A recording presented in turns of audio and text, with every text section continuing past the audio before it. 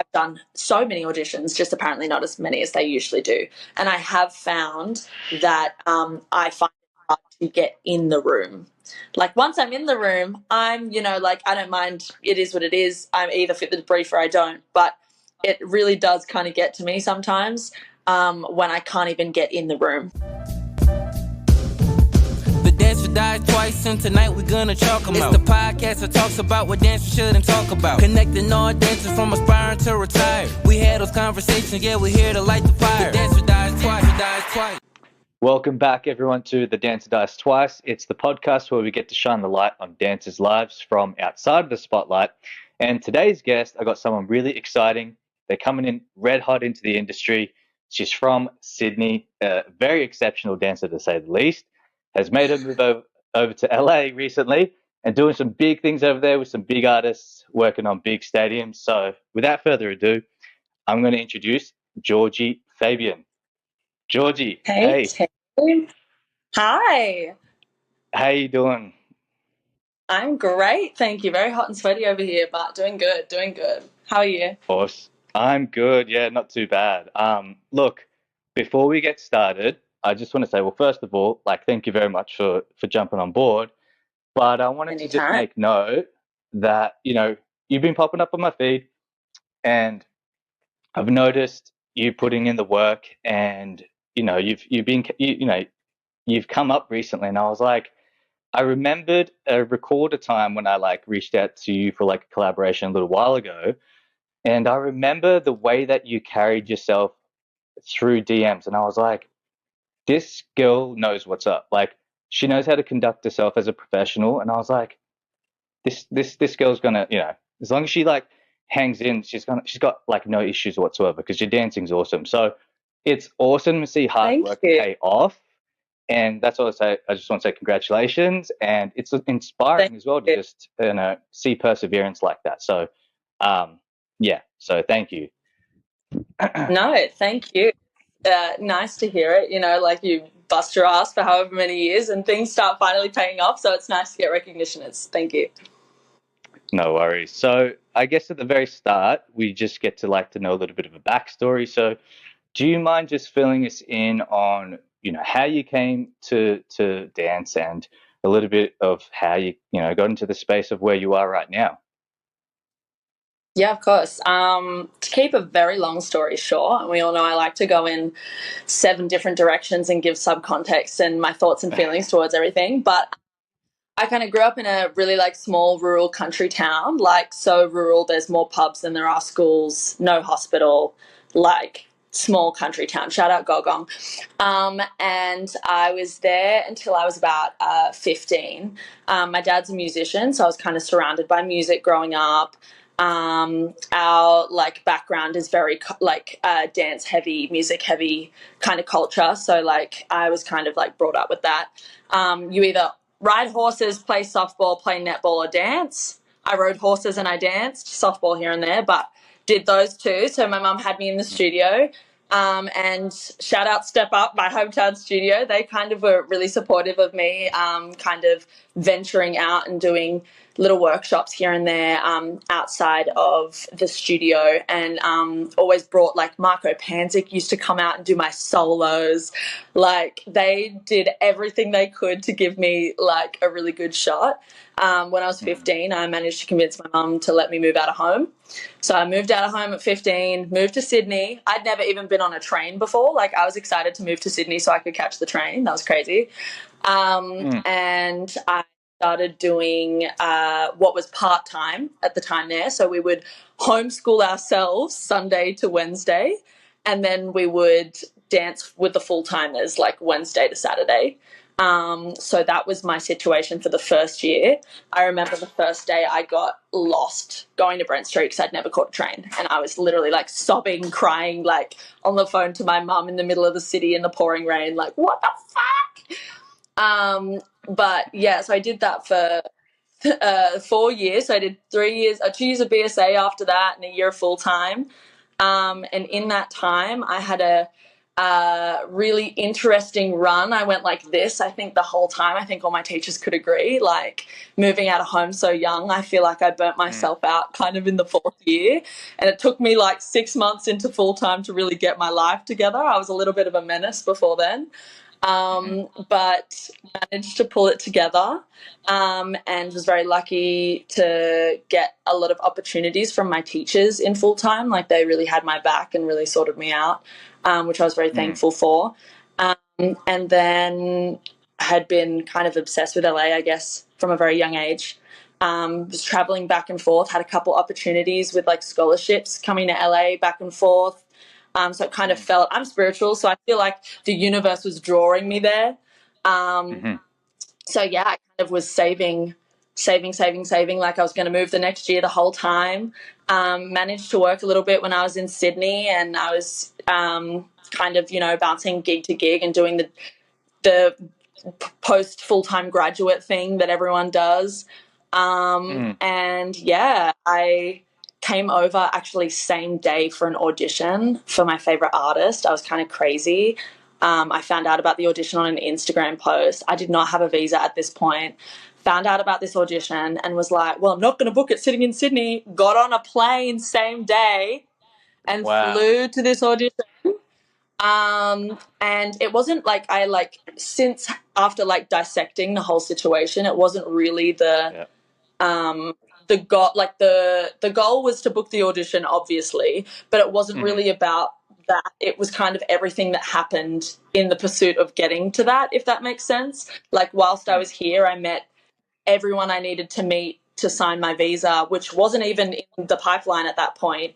I signed with an agent whilst I was here. It was like the carrot dangled me to get there, and then all of a sudden everything kind of fell into place. So it just felt like the right move to get the visa sorted and file it and go. So that took me about a year. Had a lot of help from a lot of people, which I was very thankful for. Renee Ritchie held me together for that year whilst I was trying to sort my life out. And then I moved alone, just here. I didn't come with a friend, just came alone. And I've been here about a year, almost to the day now. So it's been a wild ride in terms of getting to LA, but I'm finally feeling like at home and like I have a bit of a routine now, so it's nice. Gotcha. Wow. Okay. So wait, let me get this straight. You moved out of home when you were 15 on your own? Yes. Wow. Okay. Yes. So, I wow. Yeah. share house with these students. And With what? Uni students?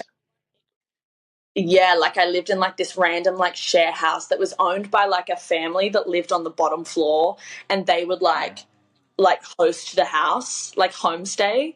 She was a crazy lady. If anyone knows the story, like, it was crazy. It was a wild time. It was a wild time. Wow. Okay. So yeah. So you've been, geez, man, 15, so super young. You're super dedicated. You've been committed. It sounds like it's something that you just really knew you wanted to do from quite an early age. You've made sacrifices. You've just put yourself out there, taken risks. Obviously, you're independent, and to be able to move to LA on your own is something I feel that for some people it might be a lot. And did you know people when you moved over there, or were you just like, you're like, I don't really need to know anyone. I'm just going to move over without knowing anyone. I'm all for just throwing yourself into things. So like I really think that like I wasn't like a convention kid or anything. I feel like a lot of convention kids that grow up and do like Pulse and stuff have a lot of really good like solid foundation in LA, and that's something that I've only just realized now could have been an awesome investment for my like pre-LA life. I think that like they have a really like solid community because they spend so much time with the same people, and I think that's like a real asset which I didn't have. But I didn't go into it mindlessly. I feel like I was pretty strategic with like LA choreographers or even Australian like people that had moved to LA. I really made an effort to do their mentorships and learn about them and build relationships and invest in relationships with them. And I think that really helped me in terms of like a smooth, like it was a long journey, but it wasn't like as hard as some of the journeys that I've heard about. Like I think I did my investing in my community correctly. Like I'm happy with how I went about that because I feel like it really helped me feel at home when I got here. So I knew some people, I'd been back and forth, but it wasn't like I knew like a billion people and could just like walk into a job. You know what I mean?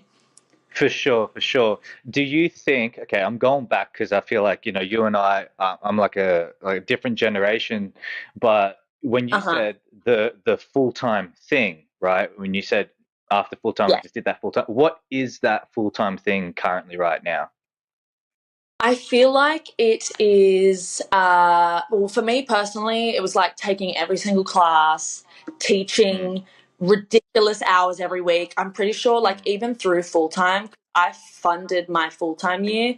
And a lot of, like, I was, like, obviously trying to survive and live it alone in Sydney. mm, So I was really, like, working so much. I was doing teaching after school. I was like doing like high school teaching, preschool, like pre full time. So it was like 6 to 7:30. I would go to full time, do my 9 till 4, and then drive 45 minutes to a studio and then teach until 10 o'clock at night every single day. And I would do my podium gigs on Thursday, Friday, Saturday, Sunday. And like, I was just like mhm. working so much. So I feel like the post full time hustle is kind of just like earning back the money that you spent on full time, and like trying a job and trying to get your self tapes down and like investing your life savings into singing lessons and like that type of situation. I feel like that's the post full Mhm. time hustle that goes on at the moment. Yeah, I guess, yeah, you're right. There is a lot of hustle. Um, and I don't know how long you were hustling for in that post full-time phase, but I feel as if though that's a space that like a lot of dancers get really stuck.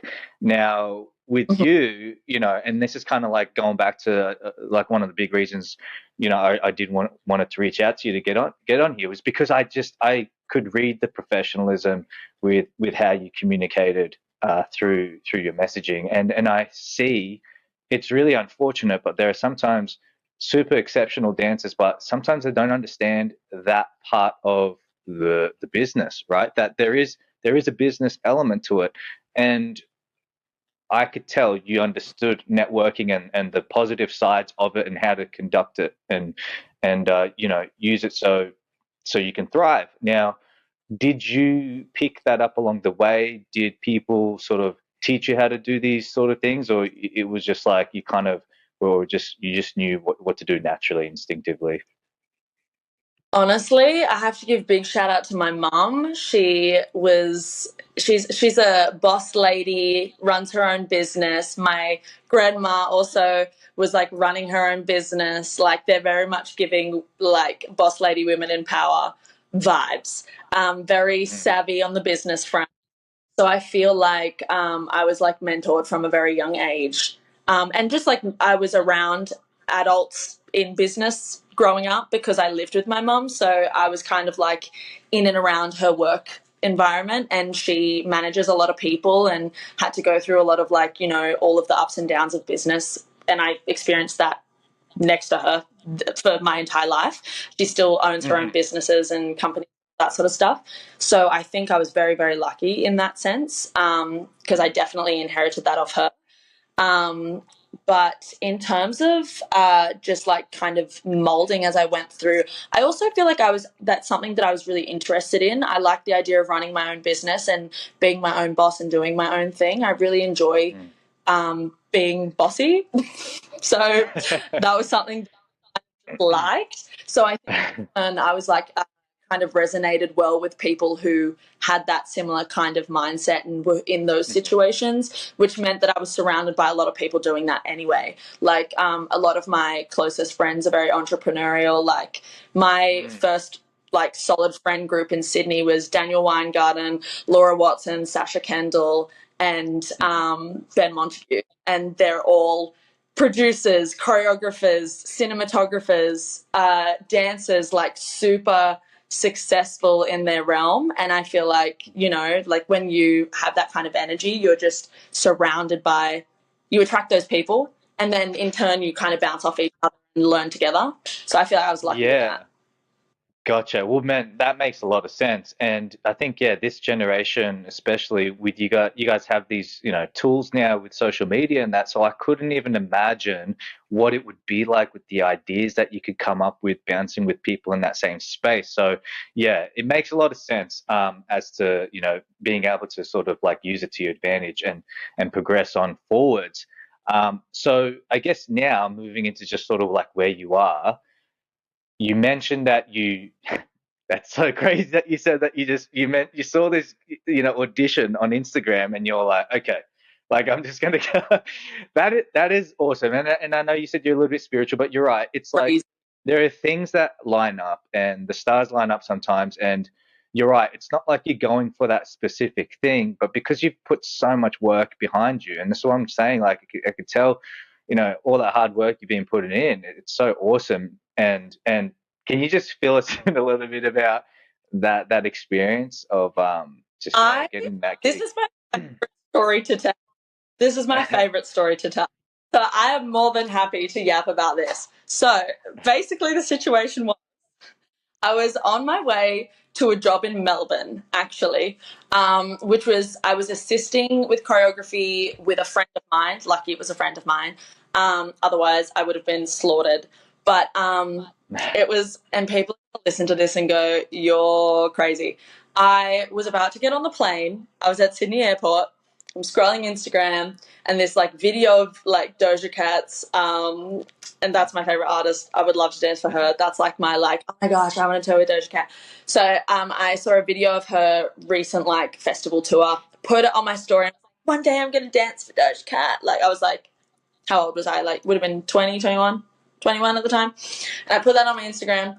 And then I'm scrolling again. My favorite tattoo artist in Melbourne was doing like Doja themed tattoos. And I was like, oh my God, I want Doja lyrics on my arm. So I booked in. I get on the plane. I swipe up. And it was like the touring company and the choreographer that she was working with at the time collaboration audition.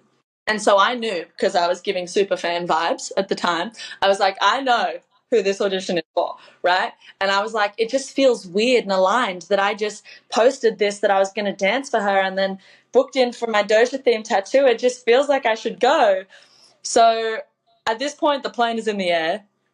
I land in Melbourne and I literally get off the plane, get in the car with my friend who I'm assisting with choreography, and I go, hey, I know this is crazy. I need to get back on a plane because I need to go to LA tonight. And he's like, Oh, bitch. And I'm like, yeah, wow. are you okay if I do that? He was like, you know what? Yeah, I feel this for you. Let's go. Thankful for him. Josh, love you. Thank you so much. Anyway, so I apply for my ESTA.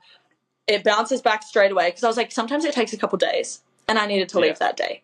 So I was like, if the universe wants me to go, it's going to come back tonight. It came back. I was like, all right, then get back on a plane. I call Ben at the time, Ben Montague, and I go, I need you to break into my house and pack me a bag and meet me at the airport. Get to the airport. He's met me at the airport with a suitcase. I miss my flight because this is like right after the borders opened from COVID. So, like, I was like, this is when you had to PCR test at the airport right before you fly. Mm-hmm. And I just flown in from Melbourne the same day. Like, I got off the plane in Melbourne, got back on a plane, got back to Sydney, missed my flight. So I'm running up and down the flight, like, counters going, is anyone flying to LA in the next hour? And this lady comes up to me and goes, you kind of remind me of my daughter. I'm going to give you my, like, family flight pass. No. Just get on this plane. Really? Wow. You're joking. Crazy. So That's I'm Okay. sobbing my eyes at this point. I'm like overwhelmed. What the hell am I doing? I'm so stupid. Why am I trying to go to LA right now? But I was like, I just flew back from Melbourne and like messed this job, so I need to make it work. Next thing you know, I'm on a plane to LA. I buy an hour of internet. I'm messaging everyone I know in LA like, I need someone to find me a place to live and someone to pick me up from the airport at 6 a.m. That's when I land. Okay, bye. I get to the airport. Renee Ritchie's like, I'm at the airport, babe. I'm picking you up. Get in the car. Also found you a place to live. So go team. I end up staying with house sitting for two people who I'm now friends with, which is really awesome. But went to the audition. It was crazy. Ended up staying in LA for 3 weeks. Like, Shit. it was wild. The audition was hectic. I got all the way to the end. I got cut on the last round, but I was happy to be there. I was like, oh my gosh, living my best life, my first LA audition, like having a great time. And then, whilst I was there, met a bunch of people that signed my visa, signed with an agency, filmed a bunch of like concept videos with choreographers, which was really awesome because it meant that I could build a bit of a relationship with them. And it all literally like just went so quick from there. Like that trip changed the trajectory of like the rest of my life. I'm not even joking, being dramatic. Like if I hadn't done that trip, I wouldn't have filed my visa so soon. So no. Yeah. And that was only 2 years. Because I feel like when I bumped into you, oh geez, man, like time flies. That was 3 years ago now. So that's So I guess that makes sense. Okay. Wait. So can I just clarify that artist was Doja Cat? Mm-hmm. Wow. Okay, that is so awesome. And then now, and I get the tattoo. I got the Doja Cat lyric tattoo whilst I was in LA because I was like, everything's so aligned in my life, so I got it. That's so cool. And wait, so how old are you, and how many years are you now been in LA? So since you went over there for that audition, you haven't moved back. You've just stayed there. Well, I went over. So I went over start of 2024 now. I moved May of last year. I came over like January, I think it was, of 2022. Okay. Right. Okay. And I then went home, filed my visa, and then moved the beginning of the fall. Gotcha. Yeah. Cool. Oh man, that's so awesome just to hear like just a come up story like that. Hey, and so now I guess you're just like a busy bee right now, right? Just like I'm right. Blessed to be stressed. I was actually just saying the other day that I feel like I'm finally like settling into like the groove of my path in LA. I think last year was madness. It was like I was like this for the whole year. I was like, what is happening? But I feel like this year was kind of like putting the puzzle pieces together and like, figuring it all out and being more strategic, and the shock of moving countries had worn off, so I could actually think like a normal human, which was great because that was a really interesting time to go through. It sounds like you just like you found your rhythm kind of thing, and you're settling in, which is awesome. And like I think just before we got on this call, I saw a video of you pop up, and like again, it's awesome to see just you doing your thing out there. And I guess I want to know a little bit on your thoughts on just training, taking classes, how much, man, I feel like you're someone who's just really dedicated to just constantly perfecting that craft. I can kind of tell just by just the simple movements that you do, there's a lot of quality behind what you're doing. And so can you fill us in a little bit about just what your practicing is like, what your training's like? Absolutely. I honestly, I'm pretty lucky because I like taking class. Some people have to discipline themselves to class. I enjoy taking class. So it does make it a lot easier because it's not like a consistent like, oh my God, I have to go to class because I have to get better because I have to, because I like working with dancer. I enjoy class. I'd be taking class regardless of if this was my career or not. So like I when I'm trying to be strategic, because when you're in LA, you have a O1 visa, you can only dance, which means you're probably not working as much as you were if you were living in your home country, which means sometimes you need to be a little more strategic with your like throwing money at classes, because otherwise I'd be in every class all day every day. So I kind of like section it off. So there's like, the feel good classes that make me go, wow, I love dancing and that felt really nice. And it's not always about whether it's your best class, or it's not like trying to put yourself in a situation that's a style that you're uncomfy in. It just feels good. That the ones you want to do, they fill up to do the rest, right? So that's like section one. And then I have the section that's like, this is a friend of mine who I know is going to film the class, or this is a style that I don't have much of on my Instagram, or maybe like I know that there's auditions coming up and I don't have a lot of hip hop on my Instagram, or I don't have a lot of heels, or I needed this, that, and I know that I'm going to do my hair and makeup nice, I'm going to wear a nice outfit, and I'm like cater that to the fact that I'm getting some footage down, because it costs a lot of money to hire videographers. So sometimes you do make a smart choice and you wear a nice outfit to class and you pay your $20 class fee and then get your Instagram video from class. If that makes sense. Because Instagram is your CV at this point, especially in LA. So it is important to think about that. And people get funny about that. I try and just go with the wave. That's the way the industry is. So I just, accept it and do what you need to do. The other part is like the classes that I need to brush myself up on. Like the classes that I'm like, I cannot do that for the life of me. Lord help. Those classes are the ones that, it's more so for training purposes. I put foundation classes in that kind of realm too. But yeah, that's kind of like my little sections, like the feel good, the stuff for the portfolio, and then the stuff that I need to be better at, and brush myself up on. And I try to go to class every day. Really? Just because I like it. That's so cool.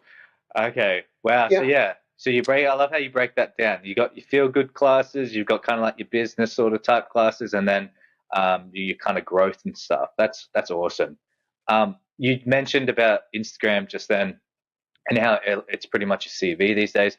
How important do you feel like that element is for dancers, and do you think you could still be successful if you don't have that element really going on, or you think it's not even a conversation to be had? It's just like you just need it.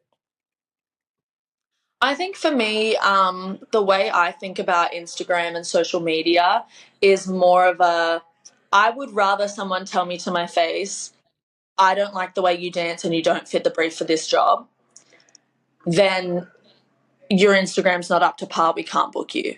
You know what I mean? Like, at least pick on my talent and the product I have, not my social media. You know what I mean? So I'm like, I would rather, like, social media is such a silly reason to not book a job. That's why I put effort into my social media, because I just feel like if I'm not going to book a job, tell me that I don't fit the job. You know what I mean? I know, yeah. Wow, that makes no. That's a great perspective to have on, because I felt the same way about one of my very first experiences of not being picked out because I didn't have a six pack, and immediately I was like, I don't want to be the reason why I'm not getting something. So I was like, let me just take care of that. So I love that you've right? Say again. So silly. So it's like a silly reason to, so I'm like, it may as well be good so that it's not a reason, because that's a stupid reason to not book a job. Yeah, totally. Yeah, no, I love that. I guess that's like looking at it from a very professional perspective. I love that. Just I want to like just fill in a little bit about my situation, but I always, for some reason, I don't know why, I got very weird and uncomfortable whenever the cameras came out in class. And and that's just the whole generational thing. I think like where we got trained up, where dancing in class was like a place where you can make mistakes and errors. But then now when there's a camera, it was like, oh man. But you grew up, right? You grew up obviously with cameras around, so it's like you don't, right? It's a second nature to you. Hey. Yeah, I feel like when I was kind of fresh in like Sydney training, it was still giving iPhones. We weren't quite at cameras yet, but we were still filming each other, and it was still a thing. Like, Instagram was still very much a thing. And then I was lucky. Ben a lot, and Ben just obviously has the camera at all times. So I got pretty comfortable that way, which it was a blessing in disguise. Like I was just very lucky to have him around a lot. So that's kind of the way that worked out. But it's definitely like, it's still a thing. Like, I feel like even if you grow up with that, it's still confronting. Like, I still have moments, especially when I'm away on a job for an extended period of time and then I come back to class. As soon as the camera comes out, I'm like, you know what I mean? It's definitely a muscle you have to train. Gotcha. Yeah. No, that's so cool. I love, and again, just going back to it, I love that you have that whole, professional take and perspective on it, and it's very positive. And so there's not much opportunities there when you kind of like look at Australia. It's like I don't know. It is a bit of unfortunate. It's a bit of a question mark. I feel Australia, Sydney, there is like, especially right now, I really do feel like the dance industry is like thriving in terms of like people putting on their independent shows. Like I know Jervis has been putting on a lot of independent shows, and I know there are a lot of people in Melbourne. Like there's so many independent shows in Melbourne. I know the Perth's musical theatre scene is thriving. And I really do feel like it is definitely on the upscale of that. But there, like a lot of people have moved to try and find a little more consistent work in other countries.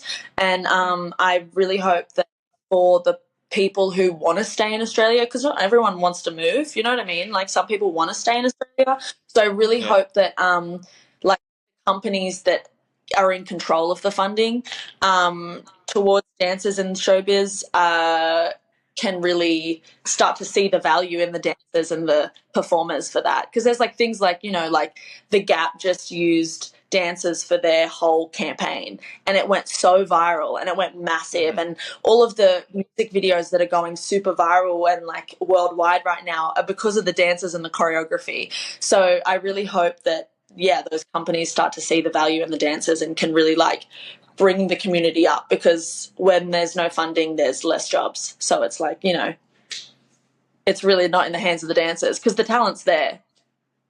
Yeah. No, the talent definitely is there.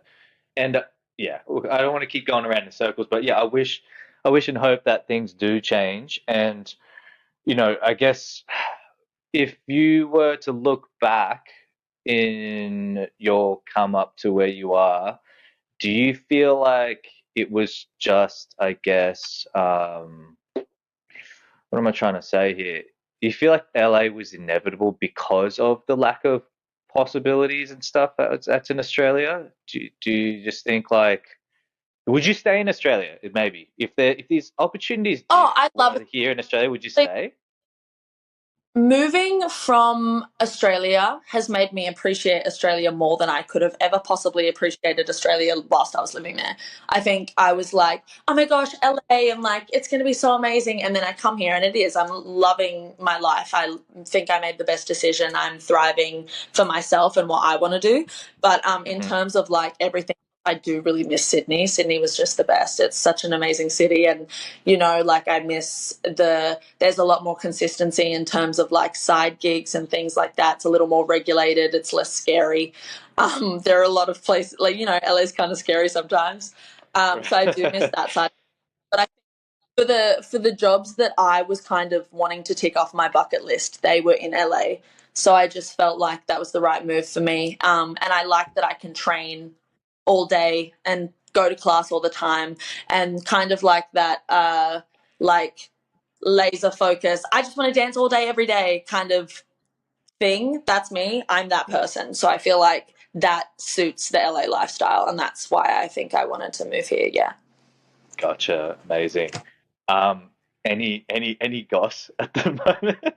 Any goss in the current Goss? I love that. Sometimes I just love to just throw it out there and be like, so what's goss right now? No.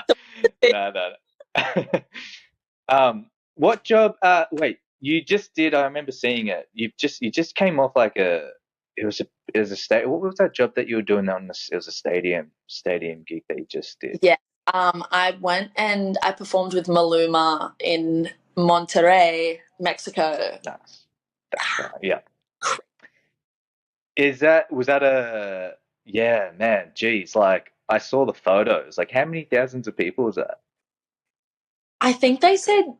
I could be wrong, do not quote me, but one of the dancers Yeah. was throwing around the number 60,000 in the stadium. Gee. And apparently Wow. there was like over 1 million streams on the game.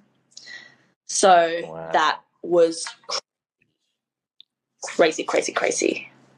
Yeah. No, I saw the photo and I was like, oh, I was really like, I feel buzz like for dancers when you see that, like that little POV of just like audiences like that. And I was like, oh, that's so cool. I That was just got something, goosebumps like, yeah, that was something that I always just wanted to really tick off was like just to kind of like do like a big tour or something like that. But sometimes life has its own ways of sort of happening. And anyways, a little bit about myself. Like I tried to move over here for London, and I uh-huh. just kind of found out that it's not quite, it doesn't work the way that I thought it worked. And I'm going to explain myself a little bit here.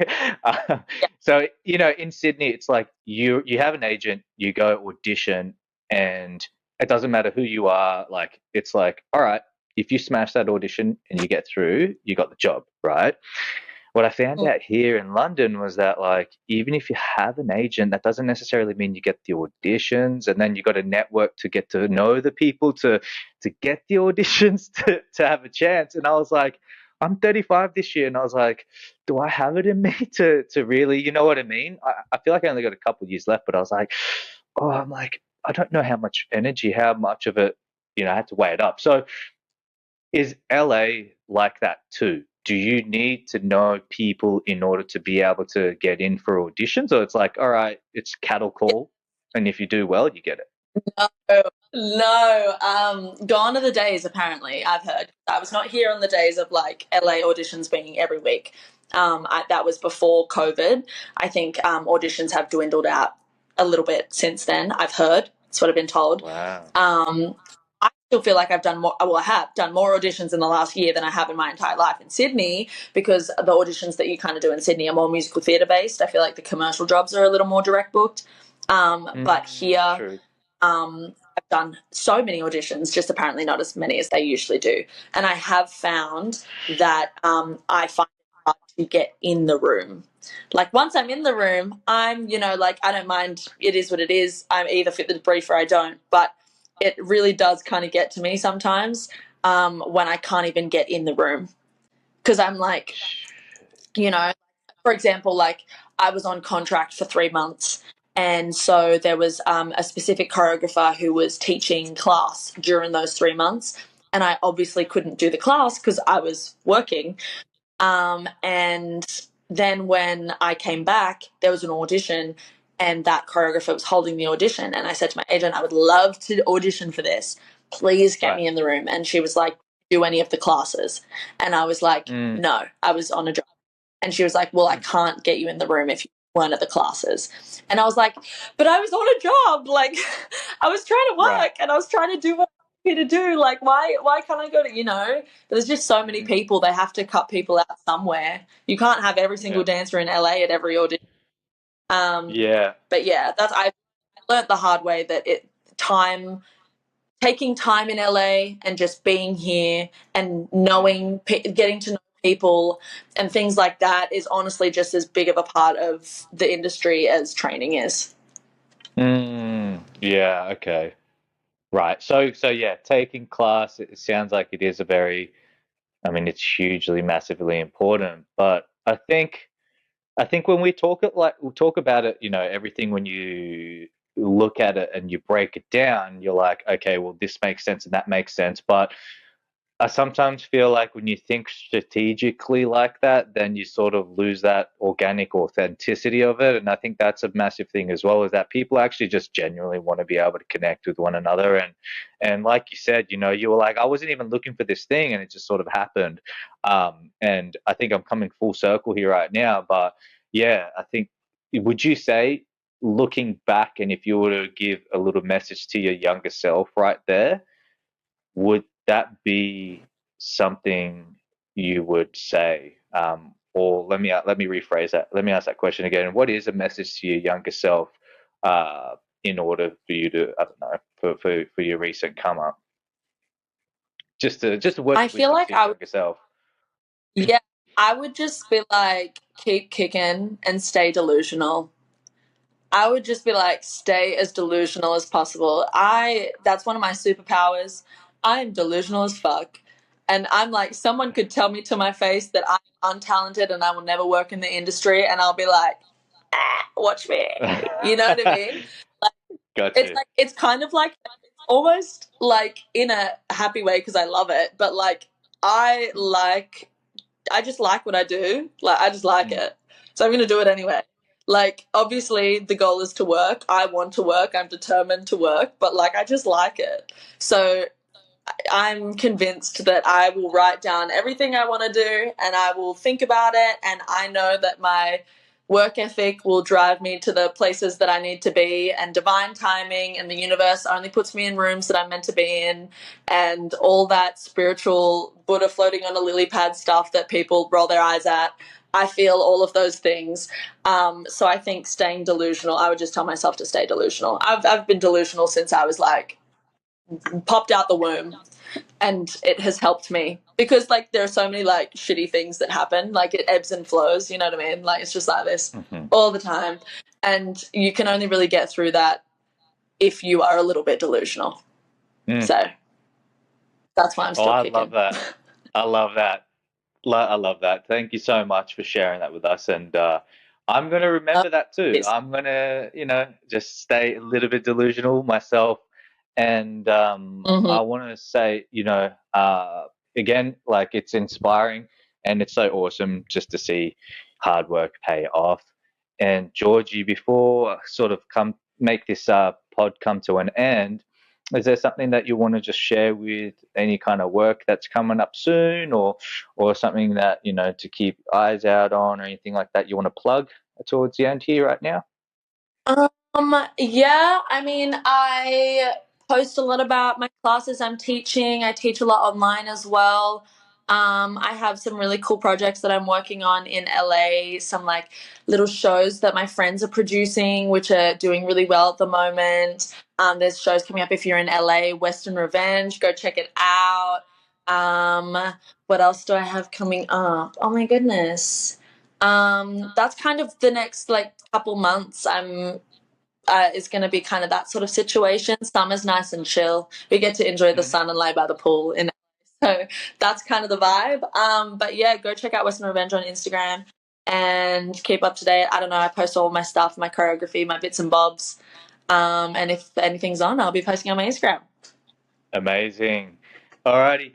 Hey, thank you so much, Georgie. You've been an absolute blessing, and thank you for sharing us the space in just the current scenario situation in today's industry. And yeah, congratulations again. So, No, alrighty, I'm going to it's been a pause this pleasure. and I'll see you. Okay. See Done. ya. Yeah. Bye bye. Bye.